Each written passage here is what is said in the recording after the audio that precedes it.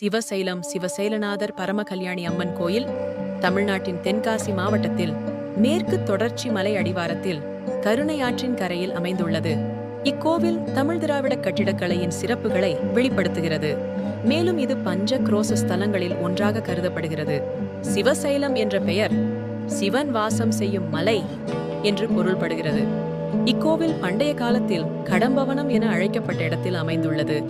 சிவபெருமான் இங்கு பூமிக்கு மேலே ஒரு பாகமும் பூமிக்கு கீழே 15 பாகமும் கொண்டு பக்தர்களுக்கு அருள் பாலிக்கிறார்.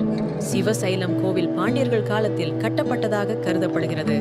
பின்னர் நாயக்கர்கள் மற்றும் மராட்டியர்கள் கோவிலுக்கு திருப்பணிகள் செய்தனர்.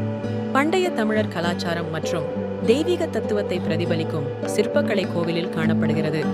மூலவராக சிவசைலநாதர் மற்றும் உடனுரை தெய்வமாக பரமகல்யாணி அம்மனும் தீர்த்தமாக கோவில் அருகே கருணை ஆறு பாய்கிறது. இங்கே ஸ்தல விருட்சம் வில்வம் மரம் காணப்படுகிறது. மிகப்பெரிய நந்தி சிலையழ முயற்சிப்பது போல காணப்படும். கோவிலின் கோபுரத்தில் தங்க கலசங்கள் உள்ளன. 5 நிலைகளை கொண்ட ராஜகோபுரம் உள்ளது. இது மிக பழமையான கோவில். சோழ பாண்டிய நாயக்கர் கால சிற்பங்களை இதில் காணலாம். கோவில் கருணையாற்றின் கரையில் மேற்கு திசை நோக்கி அமைந்துள்ளது. இது ஆசியாவிலே இவ்வாறு மேற்கு நோக்கி இருக்கும் 2வது கோவிலாகும். கோவில் வளாகத்தில் பல சிறப்புமிக்க சிற்பங்கள் மற்றும் கல்வெட்டுகள் காணப்படுகின்றன. சிவசைலம் கோவில் தேவார பாடல் பெற்ற தலங்களில் ஒன்றாகும். சிவன் வழிபாட்டை பெருமைப்படுத்தும் அப்பர், சுந்தரர், மாணிக்க வாசகர் போன்ற நாயன்மார்கள் கோவிலை போற்றி பாடியுள்ளனர். ஆகவே தேவார தலமாக இது சிவபக்தர்களுக்கு மிக முக்கியமான தலம். அத்ரி முனிவர் மற்றும் அவரது சீடர்கள் பூஜைக்காக மலர்கள் சேகரிக்க சென்றபோது ஒரு பசு தானாக பால் சுரப்பதைக் கண்டு அதிசயித்தனர். அந்த இடத்தை தோண்டிய போது சுயம்புலிங்கம் காட்சியளித்தது. அதை அத்ரி முனிவர் பூஜித்தார். அந்த இடமே தற்போதைய சிவசைலம் கோவிலாகும். மேலும் சுதர்சன பாண்டியன் என்ற மன்னன் சிவசைலநாதர் கோவிலுக்கு வந்து வழிபட்டார். ஒருமுறை மலர் மாலையில் தலைமுடி காணப்பட்டதைக் கண்டு அபசகுணம் என்று கருதி அர்ச்சகர்கள் தண்டிக்க சொன்னார். அப்பொழுது அர்ச்சகர்கள் பாண்டியனிடம் அது சிவபெருமான் சடாமுடியில் உள்ள முடி என்று கூறினார். உடனே மன்னர், நான் இதுவரை ஐயனின் ஜடாமுடியை பார்த்தது இல்லை, எனக்கும் காட்சியளிக்க வேண்டும் என்று கேட்டார். இதை கேட்ட அர்ச்சகர்கள் மிகவும் பயந்து விட்டனர். ஆகவே பெருமானிடம் எப்படியாவது எங்களை காப்பாற்றுங்கள் என்று பிரார்த்தனை செய்தனர். அனைவரும் சிவபெருமான் கருவறையை திறந்து பார்த்தபோது ஜடாமுடியுடன் காட்சியளித்தார். இதனால் இக்கோவில் சடையபர் என்றும் அழைக்கப்படுகிறது. இதுவும் இந்த கோவிலின் அதிசயங்களில் ஒன்று ஆகும். மேலும் சிவன் மூவர்களாக விக்கிரகம் கொண்டு திரிபுராந்தக மூர்த்தியாக வழிபட்டதாக ஐதீகம். கோவில் கருவறையின் 3 பக்கங்களிலும் சாளரங்கள், ஜன்னல்கள் உள்ளன.